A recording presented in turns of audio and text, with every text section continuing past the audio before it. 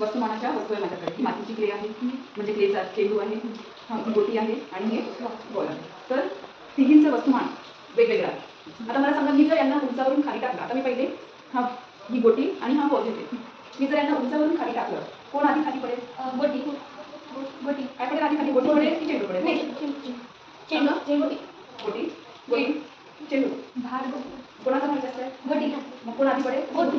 बघू आपण. टाकू? बॉल बॉल आधीच पडले. कोणीच आधी पडलं नाही, कोणीच नंतर पडलं. चला दुसरा. आता हे एकदम हलकं आहे, हे थोडंसं हे आहे. त्यांच्या बरोबर नाही पडलं. कोण आधी पडेल? दोघं या बॉल. बॉल आधी पडेल. टाकू? आधी पडले. दोघांच्या बरोबर पडलं. फक्त ते चिपकून बसली माती आणि ते हे झालं. तर तुम्ही म्हणाल की ज्याचं वस्तुमान जास्त तो खाली पडते, असं तुम्ही म्हटलं ना? हो. हे खाली पडत असते तेव्हा याच्यावर कोणतं बल लागते? ग्रॅव्हिटी. हां, गुरुत्वाकर्षण बल. म्हणजे पृथ्वीचं ग्रॅव्हिटेशनल फोर्स म्हणजे गुरुत्वाकर्षण बल. यांचं वस्तुमान जरी जास्त कमी असलं तरी पृथ्वी जे बल लावते ते त्यांच्यावर सारखंच असते. पृथ्वी जे बल त्यांच्यावर लावते ते सगळ्या वस्तूवर सारखंच असते. म्हणून वस्तूचं वजनावर किंवा वस्तुमानावर डिपेंड नसते की ती लवकर पडेल की उशिरा पडेल.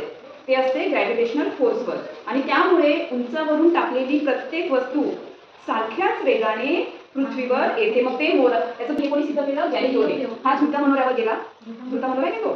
तिथून त्याने मोराचा पीस आणि जड वस्तू दोन्ही खाली टाकून बघितलं, तर त्याला लक्षात आलं की दोन्ही वस्तू सारख्याच वेगाने खाली जातात. त्याच्यामुळे त्यांचं वस्तुमान खाली पडायसाठी सारखं असणं किंवा ते वेगवेगळं असणं याच्यावर ते डिपेंड करत नाही. तर गुरुत्वाकर्षणामुळे ते खाली येतात. ठीक आहे, त्याला आपण मुक्त पतन म्हणतो.